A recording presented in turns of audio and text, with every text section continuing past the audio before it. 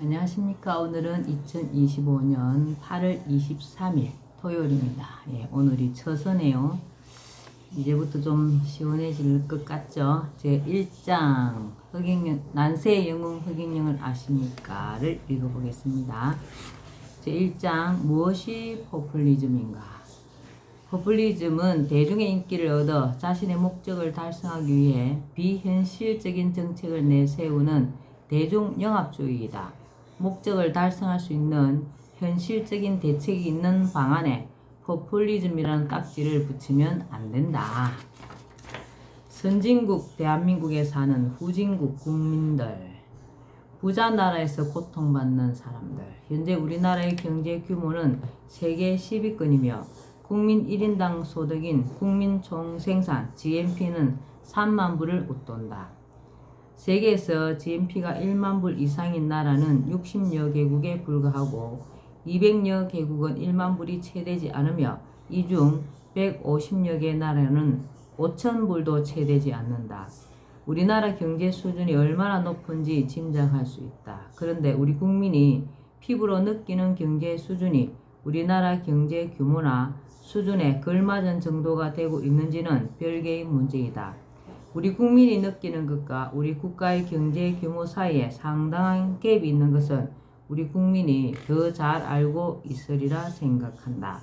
물론 일부 상류층에서는 국가 경제 수준 이상의 선진국 수준으로 생활하는 사람들도 있다.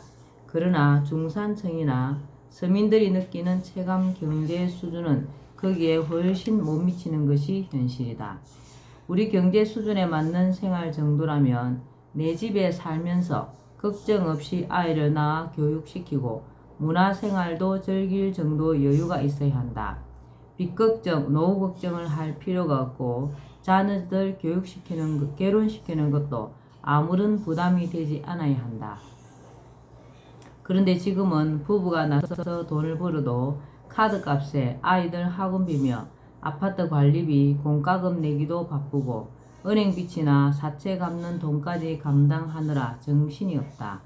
문화생활은커녕 일에 구속되어 마치 일하는 기계나 일의 노예처럼 사는 게 현재 우리 국민 대다수의 모습이다. 이러한 모습은 도저히 세계 경제 규모 10위국가 1인당 GNP 3만 불이 웃도는 나라에 사는 국민의 생활상이라고 할 수 없다.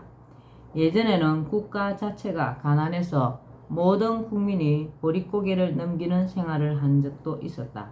그러나 이후 탁월한 지도자와 국민의 단결과 노력으로 국가가 한창 발전할 때는 열심히 일만 하면 집이 없는 상태에서도 금방 전셋집을 얻고 내 집 장만도 수월하게 할 수 있었다. 그리고 아이들을 교육시키는 것도 마음먹고 열심히 노력만 하면 얼마든지 가능했다. 청년 취업이 사회 문제가 될 정도로 어렵지 않았다. 그런데 지금은 어느 것 하나 수월한 것이 없다. 젊은이들이 학교를 졸업하고 사회에 나가려고 하면 사방이 꽉 막혀 출구가 보이지 않는다. 바늘 구멍만한 출구를 향해 온갖 스펙을 쌓으며 치열한 경쟁을 벌이지만 그 출구를 통과하기란 하늘의 별 따기다. 학자금 대출 받은 것을 갚지 못해 제2금융권 대출까지 받아가며 신용불량자가 되지 않으려고 몸부림치지만 결국 신용불량자로 전락하는 경우도 적지 않다. 취업을 한 사람도 어렵기는 마찬가지다. 결혼하려면 전셋집이라도 마련해야 하는데 전셋값이 천정부지로 치솟는다. 월급만 가지고는 집 사는 것은 말할 것도 없고 전셋집 구하기도 힘들다. 사정이 이러하다 보니 지금 이 사회에는 젊은이들의 취업 포기, 연애 포기, 결혼 포기, 출산 포기, 내 집 마련 포기, 대인관계 포기라는 6가지 포기가 일상화되어 있다. 취업이 안 되니 연애나 결혼은 꿈도 꿀 수 없고 결혼이 안 되니 아이를 낳을 수도 없고 내 집 마련은 그야말로 그림의 떡이다. 직장을 얻고 결혼을 한 사람도 불확실한 미래와 먹고 살기 힘든 치열한 경쟁 사회에서 불안하기는 마찬가지이다. 아이 낳기가 겁이 나 단둘이 사는 부부가 부지기수다. 당장 육아에 드는 돈도 문제지만 아이가 행복하게 자라서 취업하고 결혼하고 잘 살 수 있을지 자신할 수도 없고 어느 것 하나 쉽지 않은 이 사회에 아이를 낳아 내보낸다는 자체가 무책임하게 느껴지기 때문이다. 거기에 맞벌이를 하지 않으면 가정 경제가 유지되기 힘든 사회 경제 구조나 변해버린 젊은이들의 의식도 아이 낳는 것을 꺼리게 되는 한 원인이다. 중장년은 중장년대로 힘이 들기는 마찬가지이다. 중장년이 되어도 전셋집을 전전하거나 간신히 집을 마련한 사람도 집을 사면서 빚을 내지 않은 사람이 드물다. 은행빚 이자며 아이들 가회비, 대학 등록금을 마련하기 위해 부부가 밤낮으로 일을 하는 경우도 적지 않다. 그러니 부모가 연로하여도 부양은 엄두조차 낼 수 없는 것이 현실이다. 노년층도 마찬가지이다. 젊은 시절 자식들 키우고 교육시키느라 지방간 정도 외에는 편안히 노후를 보낼 만한 경제적 여력이 남아있지 않다. 노년에도 일을 하지 않으면 생계조차 막막한 지경에 처한 사람이 많다는 것은 현재 노년층의 취업률이 청년층을 앞지르고 있는 것만 보아도 알 수 있다. 이러한 사회 상황 속에서 근래에는 청장년들 사이에 성실하게 일하는 것만으로는 전셋집조차 구하기 힘들다는 인식 아래 한탕주의 심리가 팽배하여 빚을 내어서까지 무리하게 주식이나 가상화폐에 투자하여 큰 손해를 보고 빚더미에 앉은 사람들도 상당하다. 이 아이러니를 어떻게 볼 것인가? 부자 나라와 살기 힘든 국민, 이 아이러니를 어떻게 봐야 할 것인가? 어떤 이는 사회가 변해서 그렇다. 사회 구조가 그러니 어쩔 수 없다는 식으로 말하기도 하지만 이것을 사회 변화, 사회 구조의 탓으로만 돌려서 될 것인가? 사회가 어떻게 변화될 것인지, 사회 구조가 어떻게 변동될 것인지를 국가 지도층이 미리미리 내다보고 대책을 세웠더라면 이런 고통스러운 현실을 얼마든지 면할 수 있지 않았겠는가? 그 많은 국가의 부가 한쪽으로만 쏠리는 것을 막고 국가 예산의 누수나 낭비 없이 알뜰살뜰 살림살이하며 부가 국민 전체에 골고루 나눠질 수 있도록 정책을 세우고 추진해 나갔더라면 이런 엄청난 부자 나라에서 돈 때문에 고통받고 허덕이는 국민이라는 아이러니는 얼마든지 피할 수 있지 않았겠는가. 내가 정치혁명을 주장하고 정치인들을 질타하는 이유가 바로 여기에 있다. 모범, 답안, 처방은 없는가? 앞서도 언급하였지만 현재 우리나라는 국가적으로는 경제대국이지만 빈부격차의 심화 속에서 국민들의 생활은 갈수록 어려워지고 정치, 경제, 사회, 교육, 안보 등 모든 면에서 해결해야 할 난제들이 첩첩이 쌓여 있다. 이러한 상황을 해결하기 위해서는 우선 정치가 바로 서야 한다. 문제의 대부분 원인이 정치이고 해법도 정치에 있다고 보기 때문이다. 따라서 정치가 바로 서지 않고는 여타의 문제들을 해결한다는 것은 거의 불가능하다고 본다. 예전에는 나라에 병고가 있거나 가뭄 같은 천재지변이 일어나면 국왕이 정치를 잘못하기 때문에 하늘에 스벌을 내리는 것으로 보고 왕이 하늘에 죄를 지내며 석고대죄했다. 사실 지금 우리나라에 부자 나라, 힘든 국민이라는 아이러니가 생긴 것은 정치인들의 책임이 크다. 그러나 거기에 대하여 책임을 통감하는 정치인들이 있다는 이야기를 나는 아직 듣지 못했다. 정치의 혁명 수준의 대수술이 반드시 있어야 한다. 국회의원은 그 수를 과감히 줄이고 무보수 명예직으로 하며 보좌관 급여의 국고 지원도 중단하는 게 옳다고 본다. 후원금을 받는 제도도 없애야 한다고 보는데 그 이유는 그것이 부익부 빈익빈 현상을 심화시킨다고 보기 때문이다. 지자체 선거도 폐지하고 지방 의원들 역시 애초 시작할 때처럼 무보수 명예직으로 환원시킬 필요가 있다고 생각한다. 그러한 자리는 명실공히 국민과 국가에 봉사하는 자리가 되어야 하며 봉사직일 때 진정으로 국민과 지역민을 위해 일할 사람이 나서게 된다고 본다. 한 해에 몇 천만 원에서 억대에 이르기까지 많은 급여를 받을 수 있고 많은 특권과 혜택이 있다면 국민이나 지역민을 위하는 사람이 아니라 물질과 명예를 쫓는 사람이 그 자리에 갈 확률이 훨씬 높다고 본다. 국민은 안중에도 없고 당리당략에 따라 자신들의 이익 추구에 골몰하는 패거리 정치의 온상인 정당을 없애고 국회의원이 되고자 하는 사람들은 어디에 소속됨 없이 국민이나 지역민을 위해 소신껏 일할 수 있도록 해야 한다고 생각한다.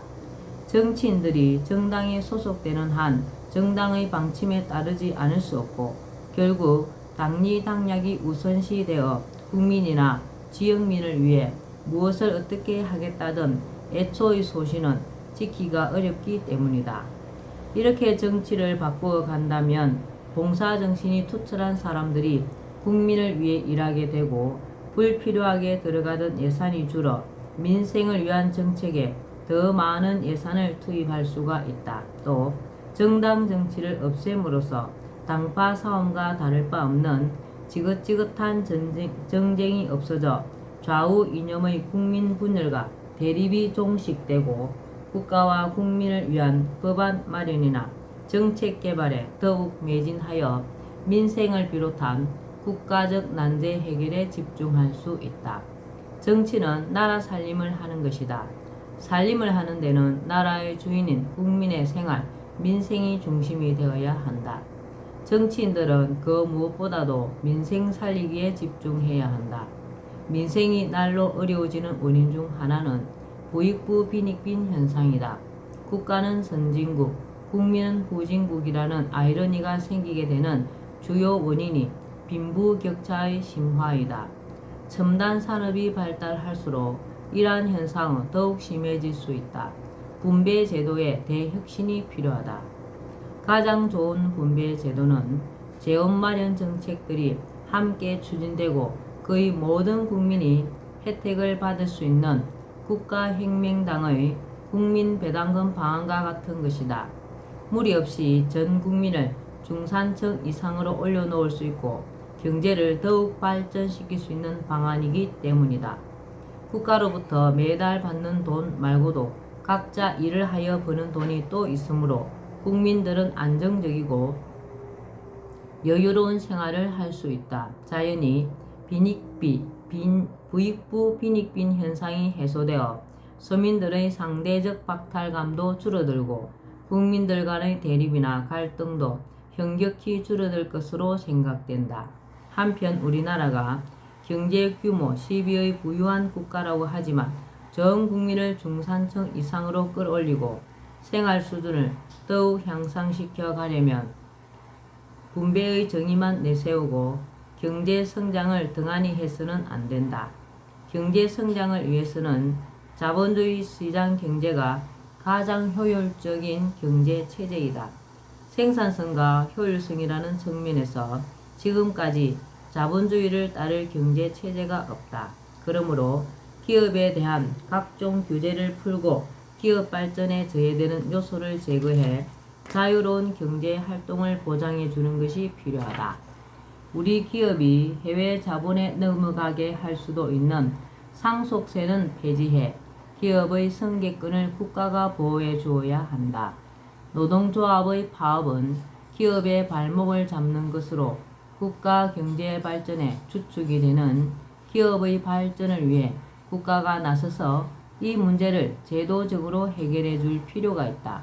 노동조합을 없애고 노동자 대표와 경영자가 참여하는 기업가족협의회와 같은 것을 구성하여 기업을 운영하면 굳이 대립과 투쟁 없이도 노동자의 권익이 보호되고 기업은 기업 활동에 더욱 박차를 가할 수 있다. 이러한 제도는 노사를 이분법적 시각이 아니라 기업 가족이라는 전체적인 시각으로 보는 것으로 이를 통해 불필요한 노사 갈등이 해결되고 노동자와 경영자가 상생하는 구조가 될 수 있다. 기업이 잘 되고 경제가 성장하면 자연히 세수가 늘어나게 될 것은 말할 것도 없다. 말하자면 파이가 커지는 것이다. 이런 식으로 커진 파이는 다시 배당금 제도와 같은 분배 제도를 통해 국민에게 돌아가야 한다. 경제 성장의 결과가 국민에게 돌아가게 되면 국가 경제의 선순환이 일어난다. 즉 국민은 국가로부터 지급받은 돈을 저축도 하지만 또 소비도 하게 되므로 소비 활동이 활발해지면 기업이 바빠지게 될 것은 말할 것도 없다. 기업은 고용을 더 하게 되고 국민 입장에서는 일자리가 늘게 된다. 국민은 기업들이 낸 세금으로 국가 지급금을 더 받게 되므로 기업의 물건을 많이 사주게 된다. 이처럼 경제 주체들이 상생하며 공동체 전체의 경제 규모를 계속 키워가도록 방안들을 연계하는 것이 아주 중요한 핵심 포인트로서 지금까지 내놓은 나의 일련의 방안들이 그러한 구조를 갖고 있다. 우리나라 경제 문제 가운데 시급히 해결해야 할 문제 중 또 하나는 가계부채이다. 2021년 1분기 말 기준 우리나라 가계부채는 1760조 원을 넘어 GDP 대비 가계부채율이 97.9%로 한 해 전 국민이 생산한 모든 것을 합한 것과 맞먹을 정도로 되었다는 것은 앞서도 언급하였지만 이것은 보통 심각한 문제가 아니다. 왜냐하면 경제적 혼란이 초래되는 것은 물론 국민의 삶이 송두리째 흔들릴 수 있기 때문이다. 정치권은 이 문제에 대해 심각하게 고민하고 대책을 수립해야 한다. 국민이 빚을 지게 된 데에는 개인의 책임 이전에 국가의 정책에 책임이 있다는 사실을 명심해야 한다. 따라서 국가는 가계부채로 인해 발생할 수 있는 사회 경제적 어려움을 사전에 예방하고 국가의 실책에 책임을 지는 차원에서 한 번 정도는 국가가 가계부채를 탕감해 줄 필요가 있다. 한국은행이 발권력을 통해 국채를 매입하고 양적 완화를 함으로써 가계부채를 국가부채로 전환시키면 가계부채에 따른 문제는 거의 해결될 수 있다. 물론 가계부채는 은행빚뿐만 아니라 사채도 포함된 것이다. 가계부채 정리는 임계 수위에 다다른 과도한 가계부채가 야기할 수 있는 은행 부실, 기업 도산, 가정 붕괴와 같은 사회 경제적 혼란을 사전에 예방할 뿐 아니라 소비 활동을 진작시켜 경제 활성화에 기여할 수 있다. 주로 초저금리 상태에서 경기를 활성화하기 위해 행하는 양적 완화는 이미 미국이나 일본에서도 시행한 적이 있다. 일본이 양적 완화를 골자로 하는 아베노믹스로 오랜 경기 침체를 극복하고 어느 정도 소기의 목적을 달성한 것은 우리에게도 잘 알려져 있다. 한편 부채를 갚지 못해 이미 신용불량자가 된 사람들에게는 국가에서 단 1회에 한해 20년 정도 무이자, 무담보 대출을 지원하여 재기할 수 있도록 하면 그들이 고통에서 벗어나고 국민 통합 효과도 있을 것으로 생각한다. 우리나라의 매우 심각한 문제 중 또 하나는 출산 문제이다. 우리나라는 수년째 OECD 국가 중 출산율이 꼴찌를 기록하고 있으며 해를 거듭할수록 신생아 수가 급감하고 있다. 이것은 당장은 생산 가능인 인구 감소와 같은 경제 문제를 야기하고 장기적으로는 우리 민족이 지구상에서 사라질 수도 있는 아주 심각한 문제이다. 여기에 대해서는 특단의 조치가 있어야 한다. 저출산에는 지역에서부터 결혼, 주택, 육아, 교육, 국민의식 등 많은 문제가 복합적으로 작용하고 있다. 따라서 처방도 복합적이어야 한다. 오늘 여기까지만 읽겠습니다. 오늘도 날씨가 무척 덥네요. 흑인령을 많이 부르고 알려서 하늘의 복을 짓는 행복하고 뜻깊은 날 되시기 바랍니다. 감사합니다. 흑영영, 흑영영, 흑영영.